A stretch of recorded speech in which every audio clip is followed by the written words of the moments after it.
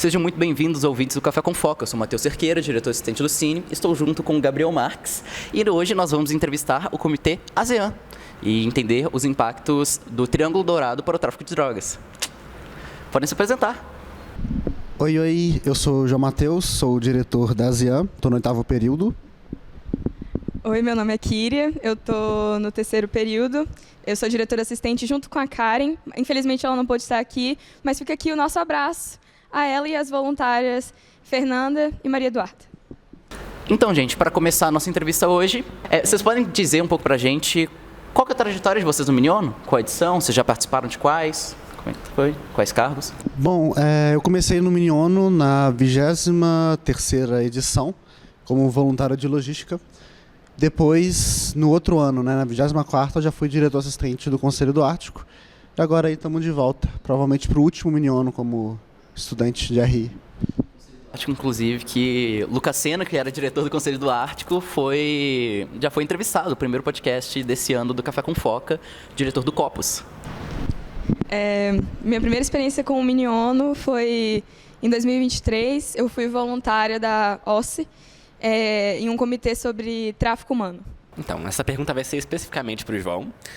Você pode contar para a gente qual foi o processo de escolha do tema, como você pensou no tema do comitê?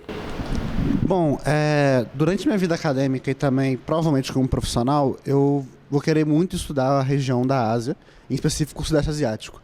E eu precisava muito de trazer algum tema importante, relevante, que pouca gente conhecia para o Miniono. Então, comecei pensando desse jeito. Porque eu pensei na organização, que era a ASEAN, de imediato, mas eu não queria, por exemplo, falar de assuntos rotineiros como o Mar do Sul da China, né, e afins. Então, eu fui conversando com algumas pessoas, e uma delas em especial, que é o Walter, do Mente Mundo, acho que é o maior especialista em Sudeste Asiático que eu conheço. Ele me recomendou, cara, vou te passar uma lista de temas e olha qual que você gosta. E tava lá o Triângulo Dourado, e eu, olhei e falei, cara, que tema foda. O nome, assim, bateu, eu falei, pô, dá um slogan massa. Então, assim, acho que eu vou fechar com esse. E acabou que deu certinho. Acabei fechando com o tema, pesquisando, e cada vez que a gente pesquisa, a gente descobre mais coisa nova. Então, é mais ou menos sobre isso. Dentro desse processo aí, você teve que pesquisar muito mais, mas você falou que já gostava, mais ou menos, ali da temática. Putz, qual foi a principal coisa, assim, a coisa mais diferente que você descobriu durante essa parte da sua pesquisa? Cara, é que muita coisa é relacionada com muita coisa. Nós temos aqui um comitê no Miniono, um outro, que é a Conferência de Bangkok. O nosso tema chega no momento que eles se ligam.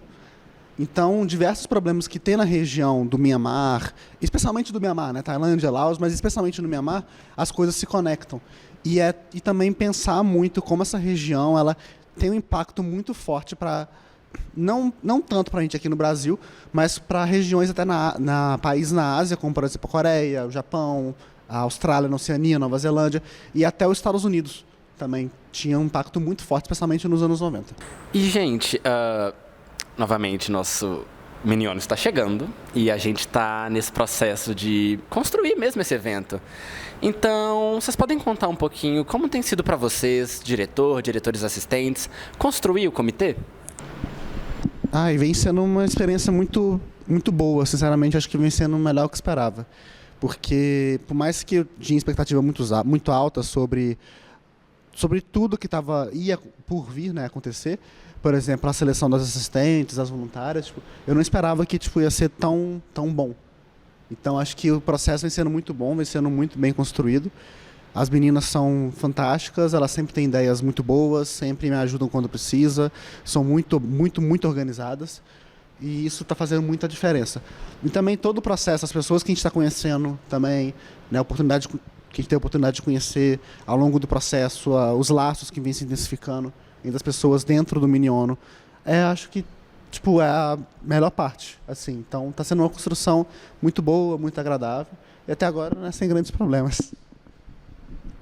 Como o João falou, eu acho que uma das melhores coisas do Miniono é as pessoas que você encontra e acaba conhecendo lá.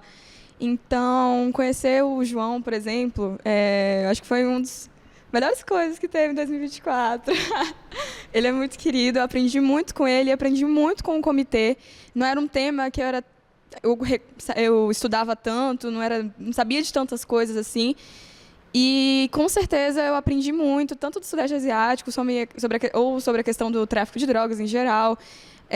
Então, tem sido um ano muito rico, tanto de conhecimento no geral, quanto as pessoas, que acaba que a gente cria laços de afinidade aqui. E, gente, a gente sabe que esse tema é um tema complexo. E a construção de um comitê é algo complexo também. Novamente, o Miniono... Uma coisa que eu sempre gosto de falar aqui no nosso podcast é que o Miniono é construído por muitas pessoas, né, Matheus? E, gente, todo mundo faz um trabalho hercúleo para estar aqui, para fazer isso para vocês.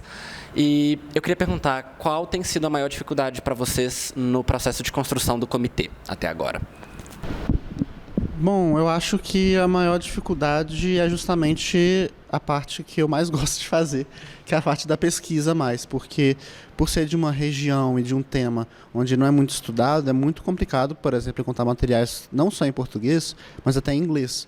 Por exemplo, na construção do meu guia de estudos eu tive que usar fontes dos anos 2000, do final dos anos 90, porque não encontra muitas dessas coisas. Então acho que a maior dificuldade que nós tivemos, que eu tive pelo menos, foi essa. A segunda que eu posso destacar foi justamente na questão mais das delegações mesmo, porque eu não queria só ficar em 10 países da ASEAN, eu queria expandir mais, né? E aí selecionar, por exemplo, nações que são importantes para o tráfico de drogas internacional, como o Líbano, como Tajiquistão, por exemplo. O que essas nações podem agregar? Então foi um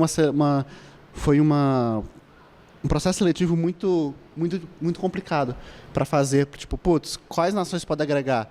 Quais atores podem agregar? Quais atores não podem agregar? Então, foi isso. Então, acho que foi mais difícil achar atores que todos vão agregar. Acho que isso, foi realmente a parte bem mais complicada do comitê. Para mim, uma das questões mais complicadas foi o peso que o tema do comitê tem. Então, falar sobre tráfico de drogas não é uma coisa simples, não é uma coisa fácil de falar. Então, tentar abordar em um ambiente que vem muito estudante, muito adolescente, de um jeito mais, não simplificado, mas que não fosse tão pesado, eu acho que tentar trazer essa balança foi um pouco complicado. Inclusive, falando sobre essa importância da ASEAN em outros países, assim, e quais outros países que iriam ser importantes dentro desse comitê, depois que eu conheci a ASEAN pelo Miniono, eu comecei a ver toda hora a ASEAN em alguma notícia, em alguma coisa, por exemplo, no podcast de Bangkok, do Vini, que a gente gravou. Tem uma parte inteira que a gente só fala da ASEAN. E acho que isso explicita muito a importância dentro do seu tema. Sim, a ASEAN ela é uma tentativa de muitas que não deram certo. Então, nós temos diversas organizações que surgiram no Sudeste Asiático que não deram certo. E uma das virtudes da ASEAN, que fez a ASEAN hoje dar certo e ter mais de 50 anos de história, é justamente o fato dos líderes que ali fundaram a ASEAN, como o Lee Kuan Yew, da Singapura, o Suharto, da Indonésia, foram percebendo o que deu de errado antes e não a fazer aquilo. E é por isso que a ASEAN, hoje em dia, ela é muito importante. Lógico que nós temos muitos outros fatores, mas esse fator de compreender o passado foi muito importante. Hoje a ASEAN é responsável por grande parte da população mundial, pelo PIB mundial também. Então a ASEAN ela também está compreendendo uma série de fatores que também estão fugindo, né, muito do dilema principal, né? Porque a ASEAN ela foi fundada para combater o socialismo, tal como para, né, favorecer economicamente os países ali. Então, creio eu que hoje em dia a ASEAN está fugindo muito desse papel, e é por isso que hoje ela... E também a importância da ASEAN, não só regionalmente, mas também mundialmente, a gente pode pensar também num contexto geopolítico que acontece na região, que é justamente a questão da disputa do Mar do Sul da China, que está atraindo muitos olhares para lá, muito investimento americano para a região. O Japão, que está se militarizando por causa não só dessas questões, nós temos a questão da Coreia do Norte também, mas uma das principais é a questão da China e a questão do Mar do Sul da China, porque é perto da região, né, Taiwan. Então, os olhos do mundo hoje estão muito na ASEAN. E também muita gente não percebe. Por exemplo, outra coisa importante, para finalizar a parte da ASEAN, nós temos um crescimento anual do Vietnã de 6% a 11%. Então nós temos também um mundo da economia virando para lá. E uma economia muito baseada no petróleo, no crescimento do petróleo. Muitos aqui do Brasil, já conversei com o João, que é um cônsul que tem aqui no Brasil do Vietnã. Ele me disse, cara, é muita pessoa indo para lá por causa do crescimento econômico causado pelo petróleo e também muito, né, isso é uma curiosidade mais à parte, muito jogador e treinador de futebol, profissional de educação física indo para o Vietnã trabalhar. Então o Vietnã está atraindo outros lados também. Eu acho que é muito que a gente discutiu também no podcast com o pessoal do FMI, daquela questão de que a Ásia tem se tornado os novos polos econômicos, né? Antigamente a gente falava muito da questão dos antigos tigres asiáticos, e a ASEAN é algo pra gente ficar de olho, porque claramente vai ser protagonista em muita coisa que há por vir. Então agora, vamos para o nosso giro de notícias. Ok, nesse quadro nós vamos ler algumas notícias para conseguir contextualizar um pouco melhor a temática do comitê e entender qual que é a sua relevância nos dias atuais. Nossa primeira notícia, ela foi veiculada pelo Khmer Times. Khmer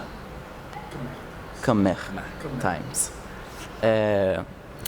A manchete é: milhões de dólares em metanfetamina, cetamina e heroína apreendidos na Operação Triângulo Dourado de Phnom Penh. Como é que pronuncia? Creio eu que seria algo como Phnom Penh. Ok.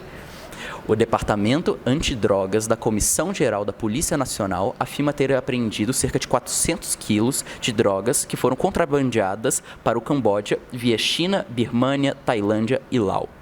O chamado Triângulo Dourado. Vocês podem comentar? Você quer comentar? Recentemente a gente fez um post no nosso Instagram sobre esse aumento da metanfetamina, né, no Triângulo Dourado, e a gente vê que isso é uma coisa que tem sido muito atual. A gente fez também um post comparando da questão das drogas naturais, ditas naturais, e drogas sintéticas. Então, é uma coisa que tem crescido muito lá. E é isso. Só complementando o que a Kira falou, tem crescido muito lá e isso vem preocupando muitas entidades internacionais. Porque os cartéis, né, os traficantes internacionais, por questão de câmbio, eles preferem muito mais o Sudeste Asiático. As moedas do Sudeste Asiático são muito desvalorizadas. Então acabam preferindo ir por lá. E atuando nesse mercado e também qualidade, os traficantes da região perceberam, né, que eles podem pegar essa qualidade que eles têm, por exemplo, na produção de drogas naturais e opioides, opiáceos, né? A gente acha que é sinônimo, opioides, opiáceos, que são drogas originárias do ópio, e é uma das principais coisas que nós temos no nosso comitê, que é a heroína, por exemplo. A metanfetamina ela vem crescendo, não só a metanfetamina, quanto aquelas outras drogas, né, cristais, né, que chegam, por exemplo, que ficam mais presentes na Ásia Central, vão mais para a Ásia Central, mas você percebe que metanfetamina, isso está crescendo muito, muito, muito, muito mesmo. Nós temos a produção de metanfetamina, né, muito nos Estados Unidos, no México, em outros lugares, mas no Sudeste Asiático a produção é quase toda monopolizada mesmo no Triângulo Dourado. Tem um dado da UNODC, né, que é o escritório das Organizações Unidas sobre drogas e crimes, e lá eles debatem muito sobre isso. Eles fazem um gráfico comparando o Sudeste Asiático e Leste Asiático, salvo engano. E, ao comparar, nós vemos que mais ou menos 85% a 90% em 2022 eram da região do Sudeste Asiático, da produção de metanfetamina. Então nós temos uma produção muito grande lá e esse número muito grande, né, no Camboja tipo, assusta muito. Especialmente porque o governo do Camboja vem fazendo uma guerra às drogas, né? Questão de pena de morte, descumprimento de direitos humanos. Então isso já tem desde 2017. Então é uma notícia que os delegados acho que vão levar para o dia, né, de simulação. E falando também dessa questão da metanfetamina, dessas drogas sintéticas, um dos pontos que é super interessante é como eles desenvolvem isso e trazem novas consequências. Então, é umas coisas também que os delegados têm que prestar atenção, que há novas consequências, tanto para a saúde quanto para a segurança, economia. Então, é um giro todo novo que está enfreitado no tráfico. Então, vamos para a nossa próxima notícia. Do The Diplomat, foi escrita por Sebastian Strangio. Não, acho que é italiano, né? Escrita por Sebastian Strangio. A produção asiática de drogas sintéticas continuou a crescer em 2023, diz ONU. No ano passado, governos do leste e sudeste asiático apreenderam 190 toneladas de metanfetamina, a maior quantidade já registrada em um único ano. Obrigado. O mercado de drogas sintéticas no leste e sudeste asiático. O mercado de drogas sintéticas no leste e sudeste asiático continua a se expandir em níveis preocupantes, disseram as Nações Unidas ontem, destacando o surgimento de novas rotas de contrabando de metanfetamina e o aumento na produção de cetamina. Pessoal, vocês podem comentar pra gente? Acho que é um pouco do complemento que eu disse para vocês, né, na última pergunta. É muito evidente que essa produção lá vem crescendo na região, vem preocupando, né, organizações internacionais, tal como governos, né? Nós tínhamos, por exemplo, na década de 80, 70, por exemplo, 80, mais ou menos 60% da heroína que tinha nos Estados Unidos, 60 a 80% da heroína que tinha nos Estados Unidos era do Triângulo Dourado. Então você já percebe uma diferença de, tipo assim, 30 anos atrás, 40 anos atrás, como que as coisas já mudaram. Porque a heroína que era, né, o grande mercado do Triângulo Dourado, agora vem dando espaço justamente para essas drogas sintéticas que vem crescendo muito. Né? Inclusive tem uma piada muito engraçada, eu acho engraçada pelo menos, né? que o Walter fez comigo. Ele me diz assim, cara, se tem um responsável por matar 90% dos artistas dos anos 80 por causa de heroína, é o Triângulo Dourado. Então nós temos tem essa importância realmente, o Triângulo Dourado, para o mercado de drogas, né, internacional. Agora, antes que já era, né, de drogas naturais, né, não sintéticas, agora nós temos a importância também para as drogas sintéticas, que é algo que vem causando muita preocupação. Prefeita filipina fugitiva pode estar destinando ao... Prefeita filipina fugitiva pode estar indo ao Triângulo Dourado, dizem investigadores. A Comissão Presidencial Anticrime Organizado afirma que Alice Goh e sua família fazem parte de uma grande organização criminosa. Vocês podem comentar um pouco essa notícia impactante? Claro, eu escolhi essa notícia, né, porque a gente tem que pensar também que o Triângulo Dourado, isso aqui vale mais de complemento também, não necessariamente algo que pode ser muito abordado nas discussões dos dias do comitê. O Triângulo Dourado, ele não é só uma região que há a questão do crime, de só um crime transnacional. O Triângulo Dourado, ele não é conhecido somente pelo tráfico de drogas. O Triângulo Dourado é conhecido por ter diversos crimes transnacionais. Entre eles, nós temos aqueles golpes de investimentos, golpes de call centers, telemarketing, nós temos golpes de lavagem de dinheiro, especulação financeira. Então, existe muito disso. E essa questão perfeitamente se encaixa na questão dessa prefeita filipina. Ela, salvo engano, foi questão dos jogos ilegais ou algumas fraudes que ela cometeu, salvo engano, e o governo filipino está fazendo uma perseguição muito grande a isso. Salvo engano, isso depois, por favor, me corrija se eu estiver errado em alguma edição, mas, salvo engano, o governo filipino está perseguindo o que eles chamam de POGOS, P-O-G-O-S, que está muito ligado a essa questão dos jogos de azar, muito ligado à questão, né, que no Brasil a gente chama de tigrinho, né? Então, está muito ligado a essa questão de especulação financeira, fraude imobiliária, etc. E o Triângulo Dourado, especialmente na zona econômica especial do Laos, tem muito das atividades criminosas. Muito, muito mesmo. Então, quando diz, está fugindo para o Triângulo Dourado, provavelmente ela está indo fugir para essa região da zona econômica do Laos, onde ela vai se refugiar com outras organizações criminosas que lá ficam, e o governo do Laos, tadinho, é muito fraco para, né, ir de encontro com máfias chinesas que vivem no lugar. Então, vivem não, né? Se instalaram no lugar. Então, nós temos essas complicações. Como as atividades ilícitas no Triângulo Dourado afetam os países do Sudeste Asiático em relação ao ambiente internacional? Acredito que existe um motivo de desconfiança nesses estados sobre a capacidade deles de atuarem na questão do tráfico de drogas, especialmente o estado do Mianmar. A Tailândia e o Laos, eles têm as suas formas de enfrentar o tráfico de drogas, não é A Tailândia foi de uma forma mais incisiva, no sentido de plantação de ópio, etc. Mas ainda assim tem muita questão de tráfico.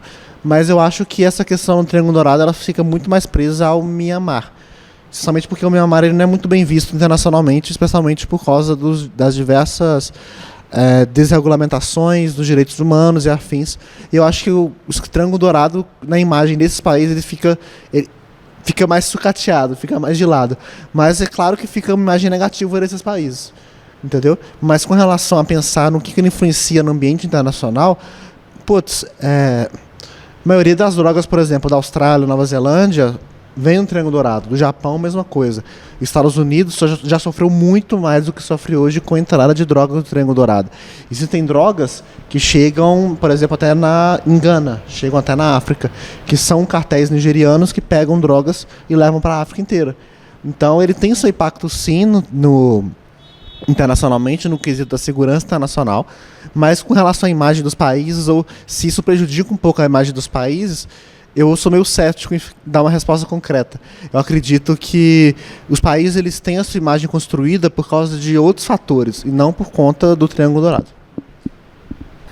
Eu queria engatar numa pergunta, porque a gente sabe, novamente, que toda aquela questão, as drogas na região do Sudeste Asiático e na região que hoje forma os países da ASEAN, não é novidade. O tráfico de drogas lá é historicamente uma presença longínqua.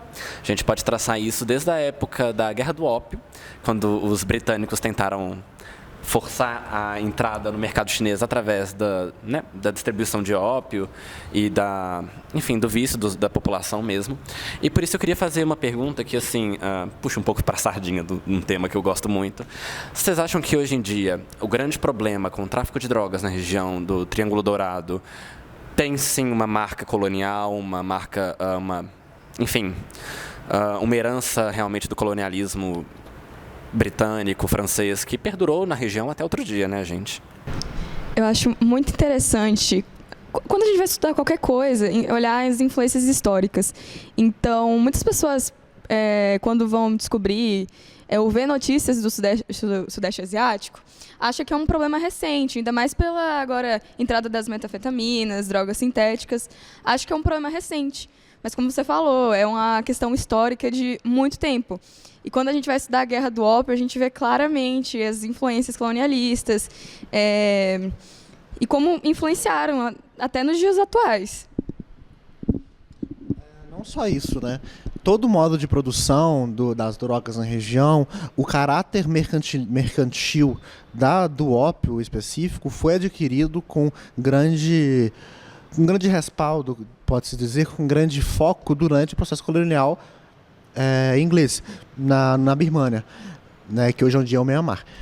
Mas isso não se aplica somente ao Sudeste Asiático, à temática do Triângulo Dourado. Tudo que você falar de Sudeste Asiático, é inevitável você não pensar no período colonial. É inevitável você ter que fazer uma análise mais pós-colonial do que acontece na região.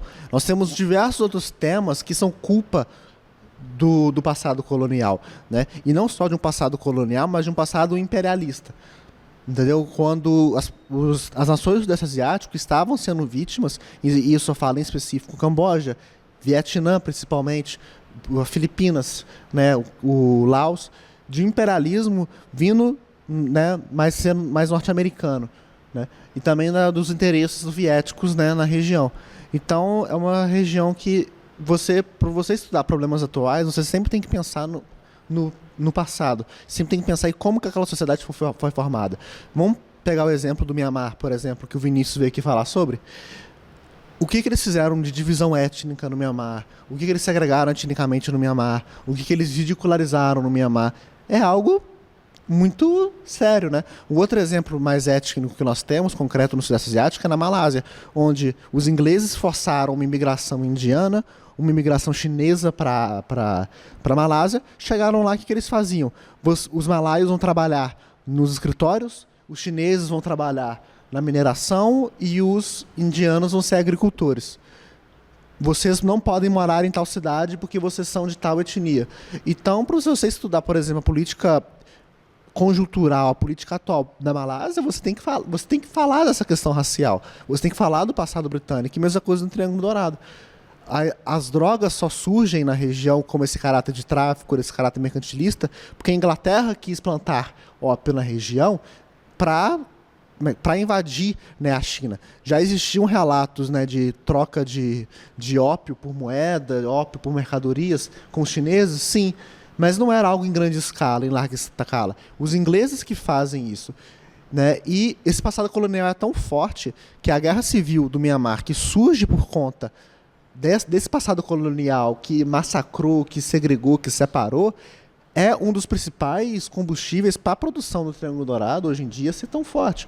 Né? O Kuomintang, o partido chinês, né, nacionalista, né, que hoje governa Taiwan, né, diversos soldados que perderam na Guerra Civil fugiram para o sul da China, que é a província de Yunnan, e foram para o Mianmar, onde é o estado de Hua hoje em dia, que o estado de Hua, né, que fica dentro do estado do Shan, é um grupo separatista, e o estado de Hua é acusado de ser um dos grupos mais ativos no tráfico de drogas que se tem hoje no mundo.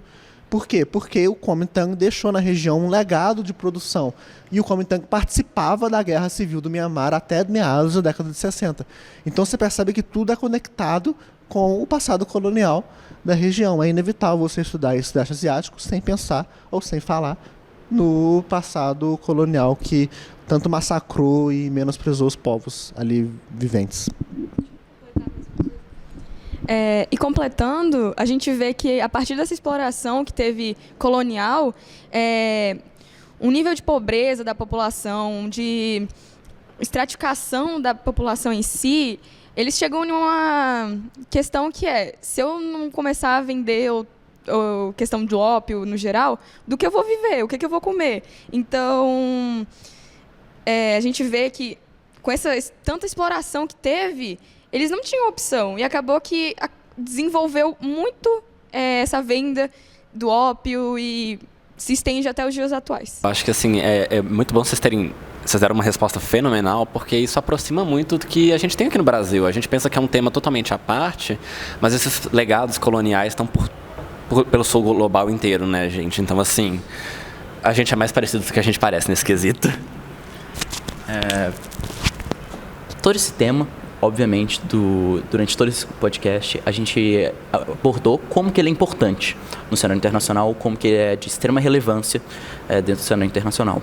Mas, indo para outro nível, assim, dentro dos delegados, como que você acha que as discussões que vão ser levantadas, que vão ser suscitadas dentro dos dias de debate, influenciam e trazem coisas boas para os seus delegados que vão vão se imergir dentro dessa temática?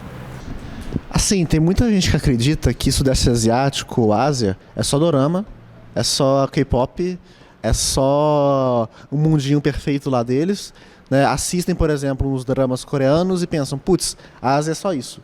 Vou pra Ásia, vou casar, vou ter uma vida e tal. Eu acho que a Ásia e o Sudeste Asiático é muito mais que isso, sabe? A intenção minha do comitê, desde o começo, foi fazer que os delegados parem de olhar para a Ásia não só com uma visão romantizada, mas como uma versão também muito xenofóbica. Eu quero que eles se atentem a outras coisas, a outros problemas, a problemas que nós também temos aqui e que não é porque nós também temos aqui que exclui-se de lá, entendeu? Então a temática do tráfico de drogas acho que se enquadra perfeitamente nessa jurisdição, nesse pensamento, nessa direção, perdão.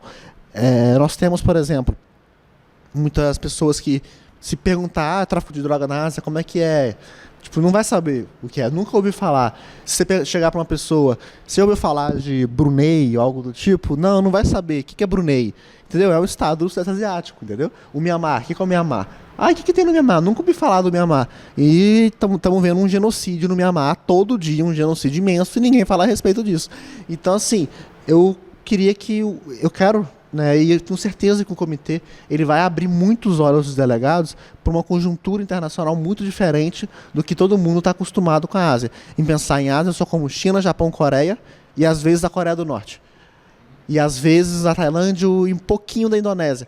Acho que as pessoas vão acho que as pessoas do meu comitê vão pensar agora a Ásia, não somente nos países do Sudeste Asiático e nesses países que eu citei, mas também vão pensar muito na Índia, vão pensar muito no Paquistão, no Afeganistão, porque também estão relacionados ao nosso comitê e também nós vamos debater isso nos dias de simulação. E eu acho que, mesmo que o material seja difícil de encontrar, eles têm muitos materiais ricos, que você pode aprender muito. Então, os delegados, normalmente, quando a gente fala sobre tráfico de droga, a gente pensa em um mundinho muito pequeno. Por exemplo, ou no Brasil, ou nos Estados Unidos, não é uma coisa que são interligadas. Então, quando a gente mostra, por exemplo, que a partir do Rio Mekong, colaborou para a questão do tráfico no Sudeste Asiático, a gente vê que é uma coisa que está interligada. Então, o que eles podem ver é que, por exemplo, um delegado que vai representar os Estados Unidos, o que tem a ver o Sudeste Asiático com os Estados Unidos? Então, eu acho que eles têm muito a aprender, tanto com o Sudeste Asiático, e como a questão internacional é muito grande. Então, acho que vai ser de grande proveito. Gente, engatando nisso, vocês poderiam falar para os nossos delegados de que forma eles poderiam começar a se preparar para o comitê de vocês? Como vocês acham que é a melhor método? Como eles podem realmente vir prontos para realizar um bom debate? Vou responder para a câmera aqui, olho no olho. Mas vamos lá. Eu acho que vocês, delegados, podem se preparar para o comitê justamente, né, tendo também ciência dos nossos materiais que produzimos, é muito importante nossos materiais, aquela futicadinha nas bibliografias, né, que tem, né, no nosso material, mas principalmente pensando em como você, especialmente isso para as nações, para os delegados que vão representar nações do Sul Global. O que vocês, como Sul Global, o que vocês acham da situação? Vocês aceitariam algum tipo de influência externa no seu país? Vocês aceitariam que um militar de algum país entre no seu? Vocês acham justo o que está acontecendo na conjuntura internacional atual entre, né, Tailândia, Myanmar e Laos? Vocês acham certo isso? Por que isso aconteceu?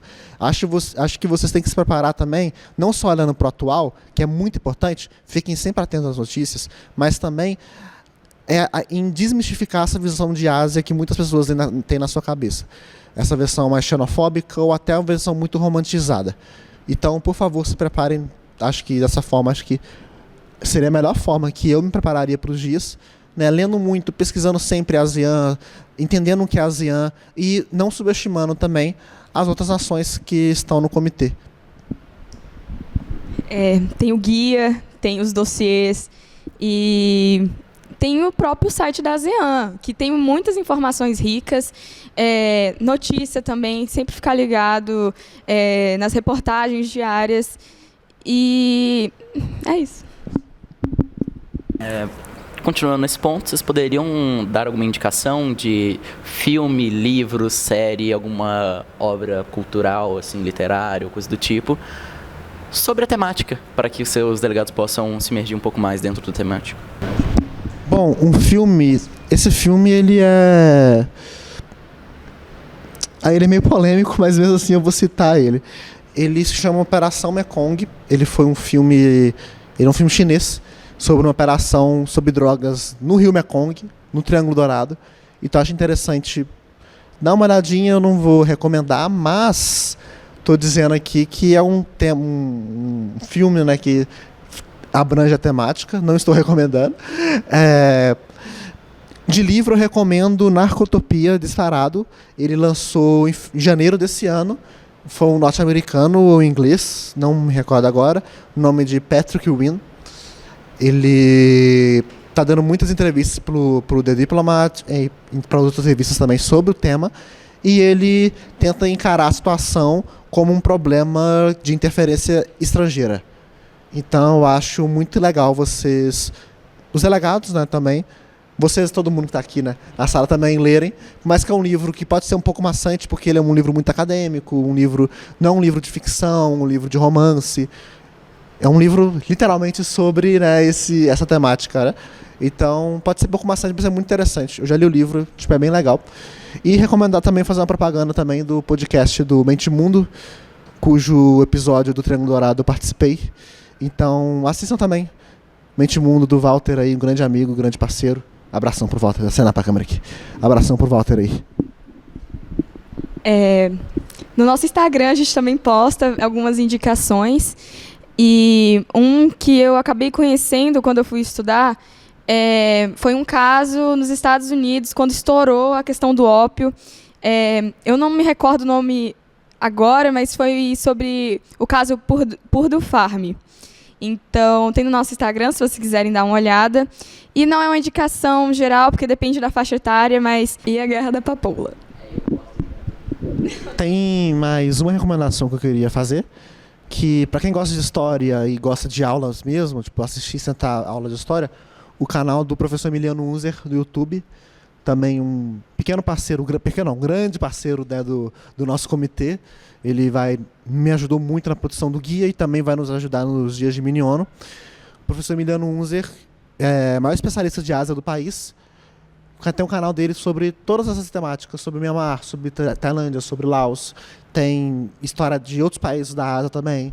Então acho que vale muito a pena vocês irem lá no canal dele e conferirem sobre a Guerra do Ópio, outras temáticas também que envolvem o Triângulo Dourado, é o nosso tema. Um abraço pro Emiliano Unzer, mais um aceno pra câmera. Vou puxar essa, porque aí outro é o seu. Então, agora vamos sair um pouco mais da temática do comitê e falar um pouco mais sobre vocês e sua história dentro do Miniono. Vocês poderiam compartilhar alguma história memorável, engraçada, que tenha acontecido durante os dias de simulação? Por favor, gente, não fale do pombo, não falem mais do pombo. Pô, eu já ia falar do pombo, velho, porque eu que tive que entrar na sala só pegar os pombos, por causa da logística. Então a parte do pombo é engraçada. Mas história, tipo, muito, muito, muito engraçada, que... Assim, não é engraçada, foi preocupante. Mas, mais uma vez, na logística, foram quando 2 delegados deram uma perdida, sumida total, e aí ficou, tipo, procurando, porque achamos que eles tinham saído em conjunto, mas não saíram. Não saíram em conjunto. E também ano passado nós tivemos umas coisas meio engraçadas também, já no Conselho do Ártico. Um delegado da Coreia foi muito marcante porque ele tinha um leque, então ele ficava imitando, abanando o leque toda hora e era bem engraçado. Foi a figura do nosso comitê. Do ano passado, eu lembro que foi bem engraçado, mas desesperador na hora. Foi 2 delegados, eles falaram que o professor já tinha pedido para sair e no final o professor foi procurar eles e cadê eles? Eles estavam no Mineirão assistindo um jogo. E no final do Minion do ano passado, a gente teve uma sessão de fotos muito engraçado. Então as fotos ficaram bem memoráveis e bem icônicas. Ok, então agora nós vamos pro meu quadro favorito desse programa, Ping Pong, bate-bola, jogo rápido. Eu falo, vocês respondem a primeira coisa que vier na cabeça de vocês. Um livro, por favor. Narcotopia. A Vida em Tons de Cinza. Um filme que te marcou? Parasita. Mamma Mia. Um lugar para vocês visitarem. Bangkok. México. Inspiração dentro ou fora do campo de relações internacionais? Ho Chi Minh, primeiro presidente do Vietnã. Ho Chi Minh, 50 anos agora, né? Da morte de... Beijos, Ho. Vou te aguardar aí do lugar que você esteja. João Mateus. Fala outro. Vale. Obrigado. Então, por fim, eu quero que vocês mandem uma mensagem para os seus delegados de coração, enquanto que outubro não chega. Olhando de novo para a câmera, estou muito feliz, muito orgulhoso da nossa equipe. Espero que vocês gostem muito da temática. Estou muito ansioso para conhecer vocês em outubro.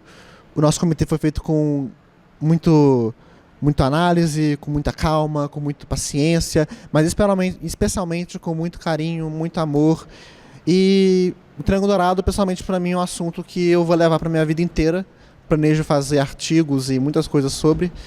Então, espero que vocês também gostem e saibam que se eu estou dividindo essa temática tão especial para mim, significa que eu estou muito, muito feliz. E vocês também são muito especiais. Aproveitem muito, vai ser um momento muito bacana. Eu fui simuleira também no ensino médio e é uma coisa que marcou muito, aprendi muito. Então, sempre peguem o melhor das simulações.